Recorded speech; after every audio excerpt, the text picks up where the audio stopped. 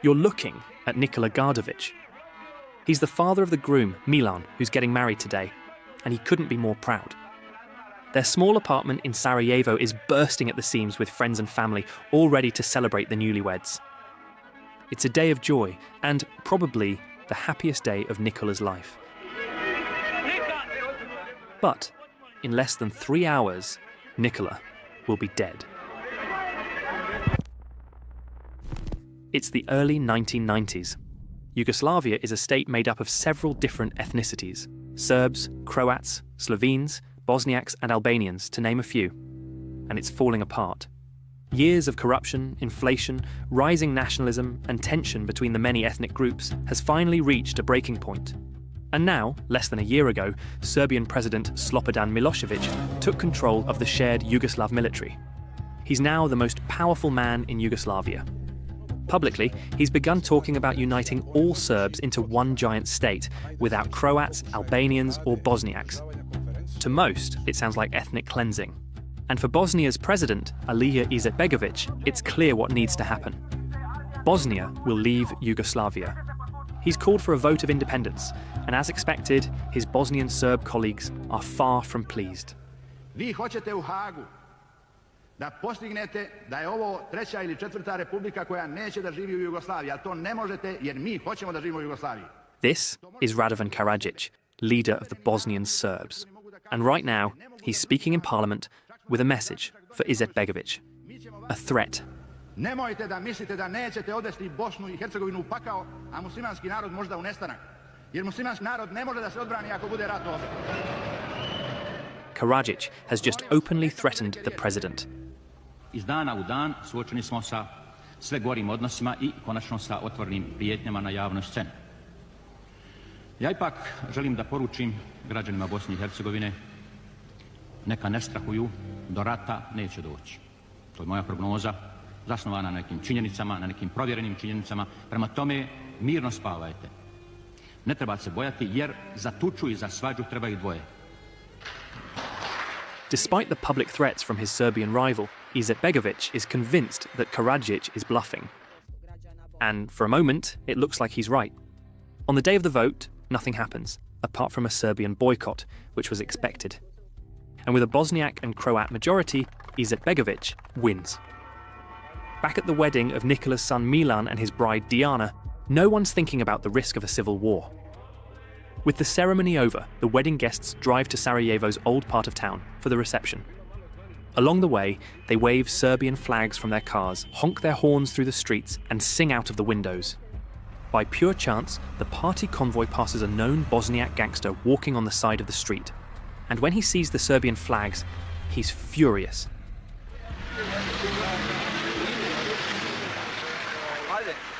Off-screen, the man has just entered the car park with a gun.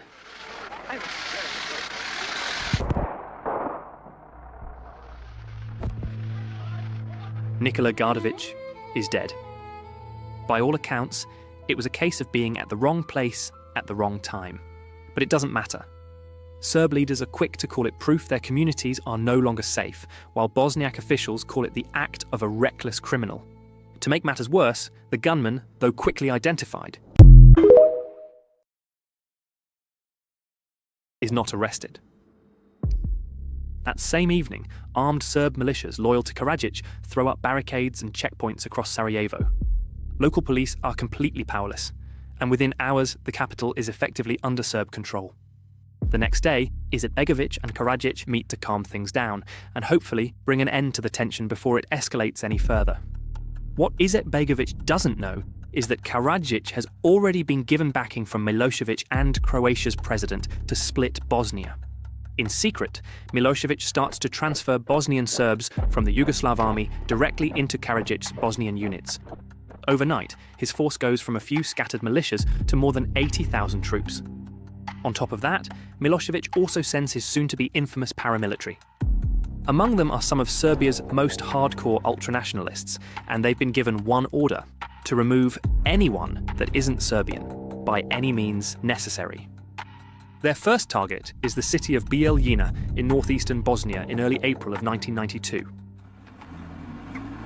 It takes the heavily armed Serbian forces just 3 days to capture the city. On the final day, the soldiers track down and round up any known Bosniaks and supporters of Izetbegovic. They're then lined up on the side of the streets and the town square and executed.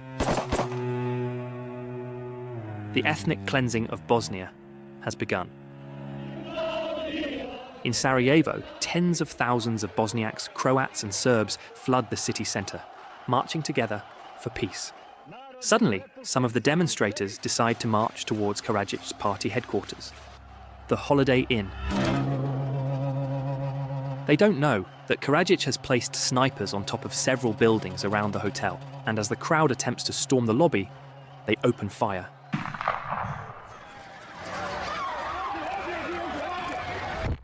Six people die. Across the east of Bosnia, Karadzic's units move into towns with largely Bosniak populations. Civilians are dragged from their homes, beaten in the streets, or taken away at gunpoint. In Zvornik alone, around 2,000 people vanish in just a few days. Any remaining survivors are told to leave the city. A week ago, 49,000 Bosniaks lived in Zvornik. Now, not a single one remains. 5 centuries of Islamic life and culture have been wiped out. It doesn't take long before the Bosnian Serb forces control 3/4 of Bosnia, and so their final target, Sarajevo, is next. For the next 4 years, Karadzic will bomb the city every single day, hitting homes, hospitals and schools. Food, water and electricity will run out after just a few months. Over 100,000 people will die, and more than 2 million will be displaced.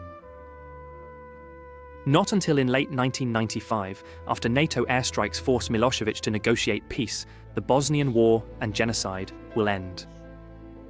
Karadzic was arrested in 2008 after more than a decade in hiding. Milosevic was arrested in 2001 and sent to The Hague soon after. Both were charged with genocide and crimes against humanity. Karadzic was found guilty on all accounts and sentenced to 40 years in prison. Milosevic died of a heart attack in 2006 in his cell before his trial could conclude. For Izetbegovic, peace came at a price. You have seen what war has wrought. You know what peace can bring. Seize this chance and make it work.